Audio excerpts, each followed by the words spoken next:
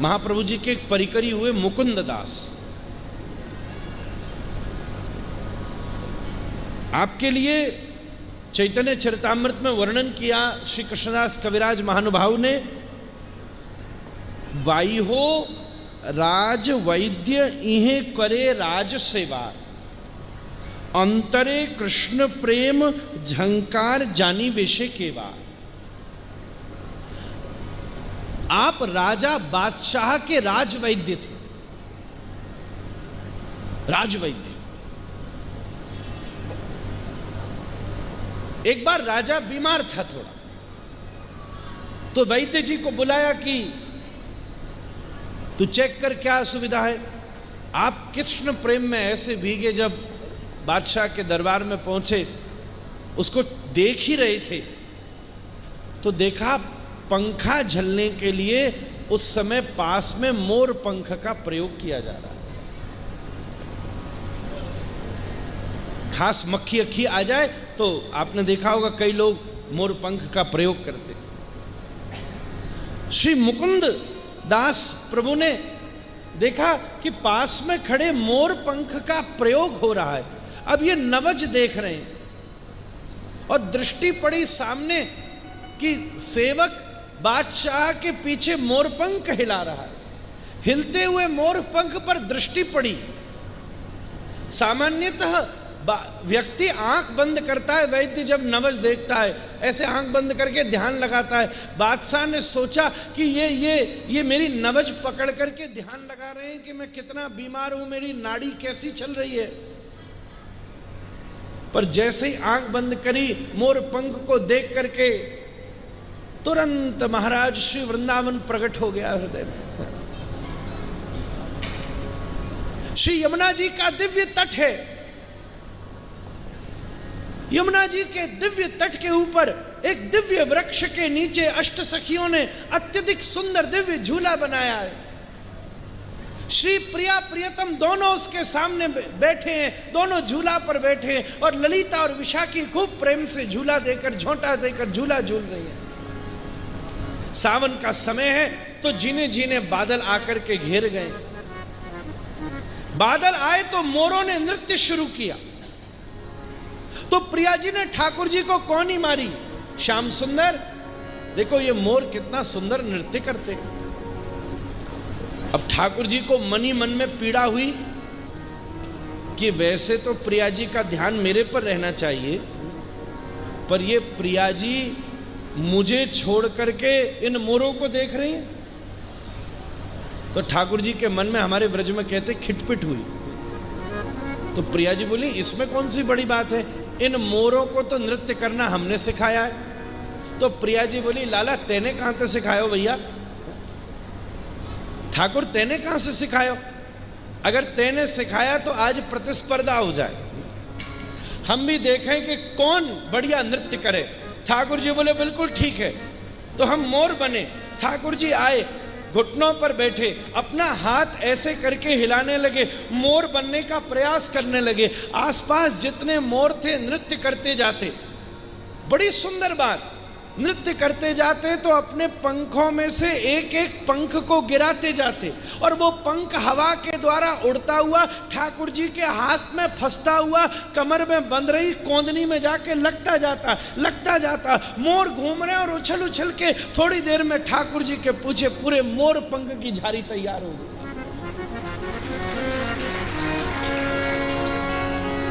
आहा, मोरकुटी की सुंदर लीला, बड़ा सुंदर पद है, पर अभी कोई बात नहीं, ठाकुर जी की जैसी कृपा। दोनों प्रिया प्रियतम मोर और मोरनी। सामान्यतः आपने अगर रास लीला का मंचन देखा हो जो वृंदावन से आते हैं तो उसमें रास में कोई भी लीला हो चाहे नहीं हो, पर सब ठाकुर जी मोर लीला जरूर करें, उन्हें बड़ी पसंद आवे। प्रिया प्रियतम दोनों मोर बनकर के नृत्य करते। ठाकुर जी को मोर अति प्रिय। क्यों?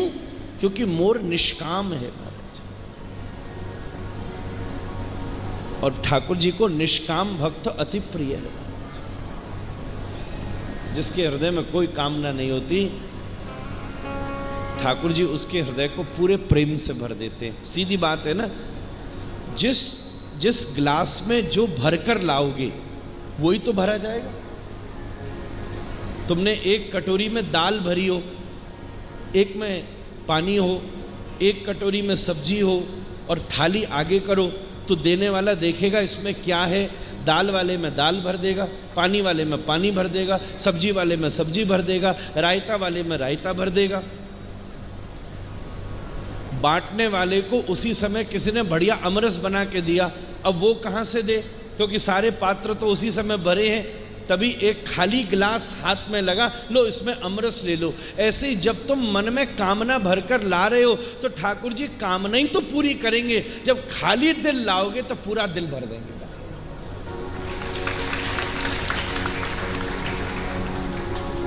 श्री मुकुंद दास नवज पकड़ के बैठे, बादशाह की, एरे गरे नत्थु ठहरे की नहीं, बादशाह की नवज पकड़ी है। दरबार सब बड़े बड़े पहरेदार और सैनिक बैठे हैं।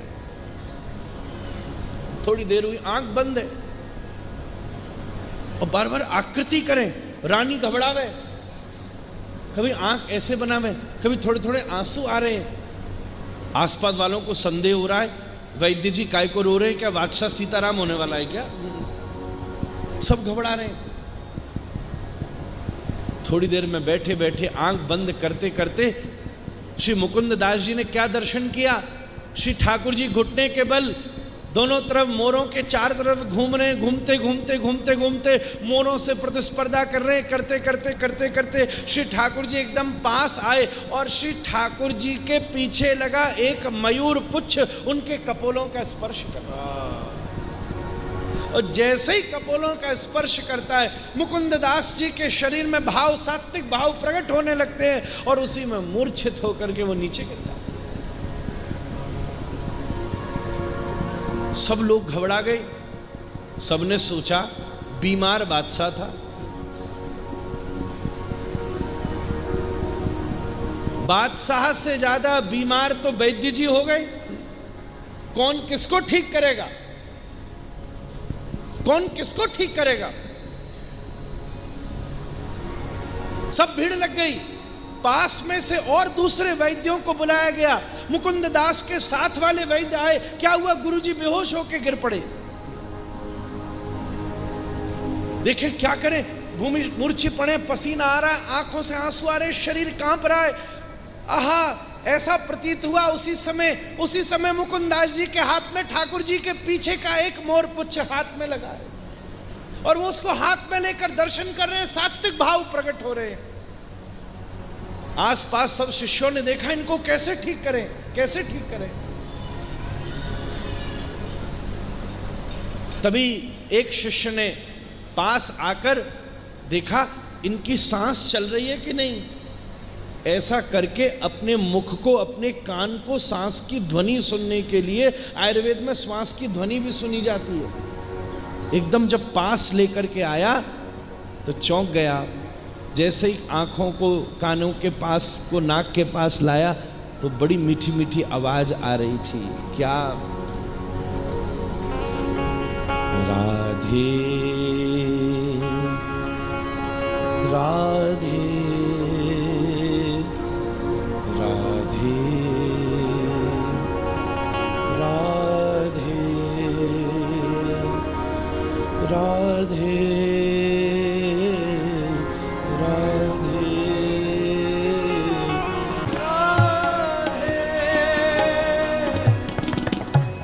धुन क्यों बनाई मुकुंद दास ने? ठाकुर जी के पीछे लगा वो मोरपंख हाथ में था और सावन की झीनी झीनी हवा में, बयार में जिस प्रकार से वो धीरे धीरे मोरपंख हिल रहा था, अब लीला अंतर ध्यान हो गई थी मुकुंद दास के और हाथ में लगा हुआ वो मयूर पुच्छ। ऐसा लग रहा था कि ठाकुर जी और प्रिया जी बिल्कुल पास हैं। उस मयूर के पंख का बीच वाला भाग श्री प्रिया प्रियतम के नेत्र लग रहे थे। उसके ऊपर भौएं और ऊपर का जो हिलता हुआ भाग था वो किशोरी जी के केश लग रहे थे। राधे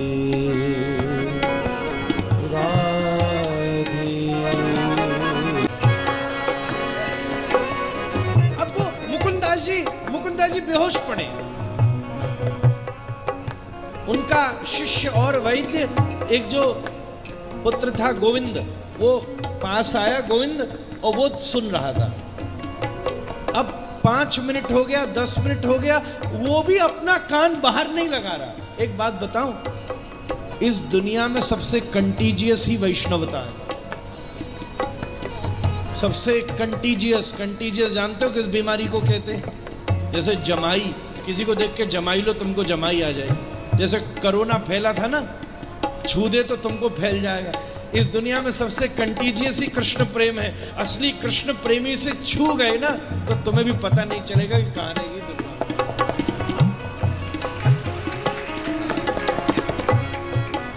छू भी गया तो वो तो कंट्रोल रखता है महात्मा अपने आप को कि चलो अभी प्रारब्ध में लिखी हुई दुनिया संभाल ले, कहीं ऐसा ना हो। ये कृष्ण प्रेम सिहिनी का दूध है, या तो सोने के सिंगनी का दूध, या तो सोने के बर्तन में, या शेरनी के बच्चा के पेट में बसता है। वो कान लगा के सुन रहा है। 10 मिनट 15 मिनट हो गए, किसी ने पीछे को गोविंद को पीछे से, गोविंद क्या हुआ? बादशाह बेटा, सब बैठे। बादशाह ठीक हो गया इस चक्कर में कि मुझे छू के वैद्य जी बीमार हो गए। बादशाह एकदम ठीक, वो क्या हो गया भाई वैद्य जी को? कोई बोले बड़े रूहानी वैद्य हैं भाई। क्यों? बोले आपकी बीमारी वैद्य जी ले गए। सब विचार कर रहे हैं, सबने मारा गोविंद को, हाथ मारा। गोविंद क्या हुआ? बता उनको क्या हुआ?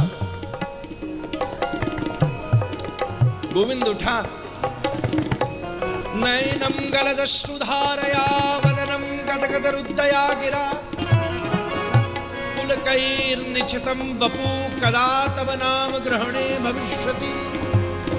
बोले इनको बड़ी अलग प्रकार की बीमारी लगी। बोले ये बीमारी का क्या नाम है? बोले इस बीमारी का नाम है कृष्ण स्मृति।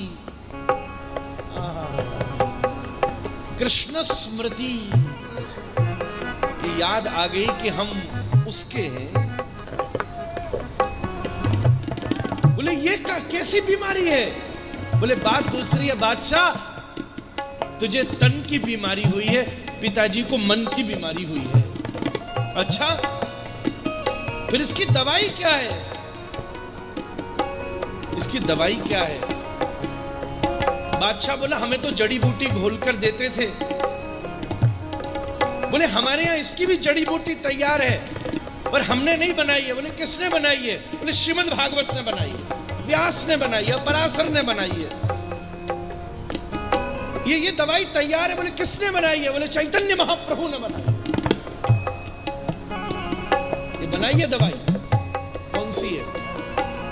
बोले तुम सब ध्यान से बैठ जाओ, खाली कर दो सब, शांति हो जाओ, मैं दवाई दे रहा हूं। पिताजी को दवाई देना जरूरी है, कैसे किसी का बीपी लिया जाए तो शांति चाहिए। गोविंद चुपचाप उनके कान के पास आया, कान के पास मुंह लगाया, अंदर अंदर राधे राधे चल रहा था, उसकी दवाई देनी थी। तो पता है क्या दवाई दी? कृष्ण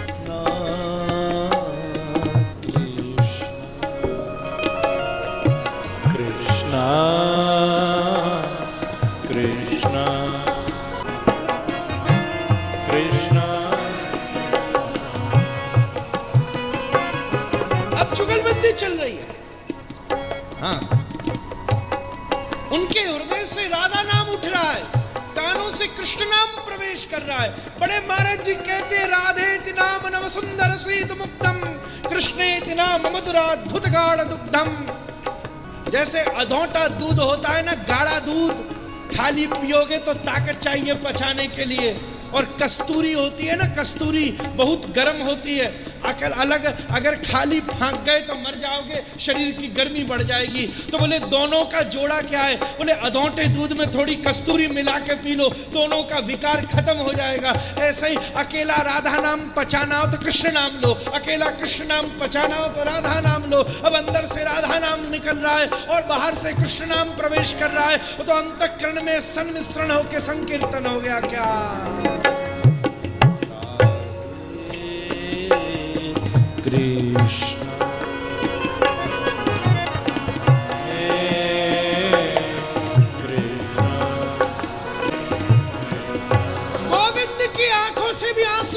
शरीर कांप रहा है, सात्विक भाव प्रकट हो गए।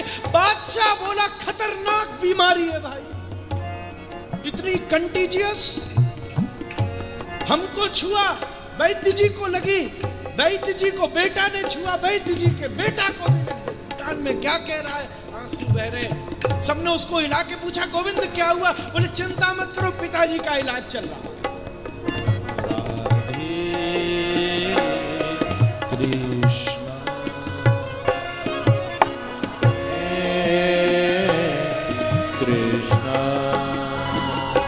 मुकुंदास और कांपते शरीर उछलता। बादशाह बोला गोविंद जी क्या दवाई दी है पिताजी को? इनकी बीमारी बढ़ रही है, मर जाएंगे। गोविंदास बादशाह से बोले तुम्हें क्या बताएं, इस दवाई का इलाज ही ऐसे, इस बीमारी का इलाज ही ऐसे होता है। कैसे होता है? बोले बीमारी बढ़ाकर होता है, बढ़ाकर होता है। तुझसे प्यार कर मैं ये समझ ना पाया कि दर्द की दवा पाया या दर्द ही बेदवा पाया। क्या दवाई दूं?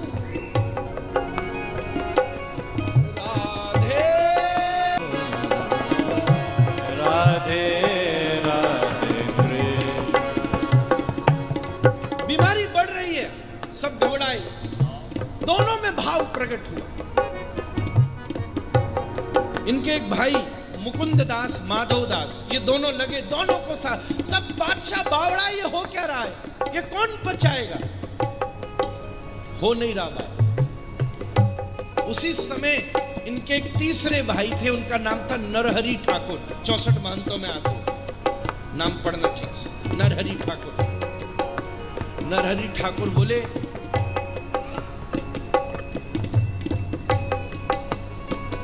एक पेन किलर मैं दे सकता हूं। इसने राधे बोला, ये कृष्ण बोला, तो दोनों का सामंजस्य और उद्दीपन ले आया। एक पेन किलर मैं दे सकता हूं। नरहरि को ठाकुर उपाधि दी गई चैतन्य चरितामृत में। ये नरहरि जैसे नरोत्तम दास को ठाकुर उपाधि है, ऐसे नरहरि को भी ठाकुर उपाधि है। श्री नरहरि ठाकुर इनके भाई, वो आके बोले, दोनों बैठे, मुकुंद भी बैठे, दोनों बैठे, माधव भी बैठे। तो नरहरि बीच में आकर बोले इसको पचाने की दवाई हमारे पास है। क्या दवाई है? गौरा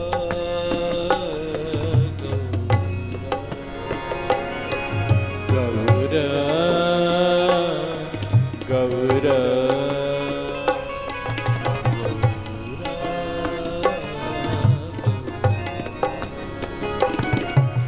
गौरा गौरा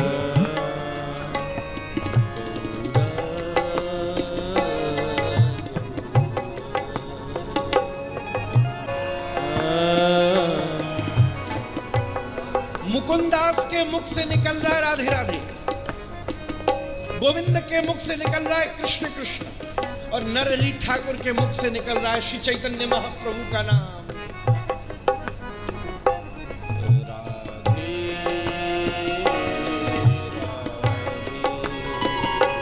वहीं रहना तुम भी, आज उस बादशाह के महल में अपना मन बाहर नहीं ले आना।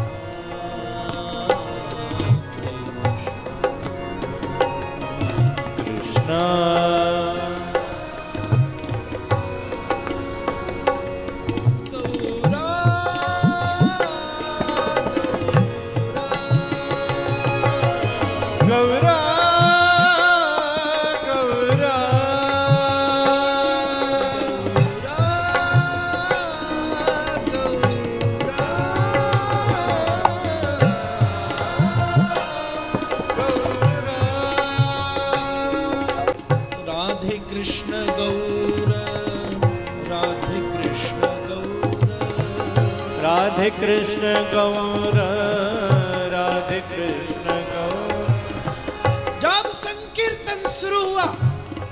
उठ करके खड़े हो गए, क्योंकि मां प्रभु का नाम आए और संकीर्तन में नृत्य ना हो। मुकुंद खड़े हो गए, गोविंद खड़े हो गए और नृत्य कर करके ना रहे। महाराज जिसको छू दे वो भी संग नाच रहा। वैष्णव का जो हरिनाम संकीर्तन है ना, वो अग्नि की तरह है, आग जिसको छूती है जला देती है। राधे कृष्ण गौर, राधे कृष्ण गौर। तो जो पास में खड़े हैं, जो मुकुंद के पास खड़े हैं, उनको राधे सुनाई दे रहा है। जो गोविंद के पास खड़े हैं, उनको कृष्ण सुनाई दे रहा है। जो नरहरि ठाकुर के पास खड़े हैं, उनको गौर सुनाई दे रहा है। और जो दूर खड़े, उनको तीनों चीज मिलकर सुनाई दे रही है। तो जब तीनों चीज मिलकर सुनाई दे रही है, तो पता क्या सुनाई दे रही है? ओ जय जय राधा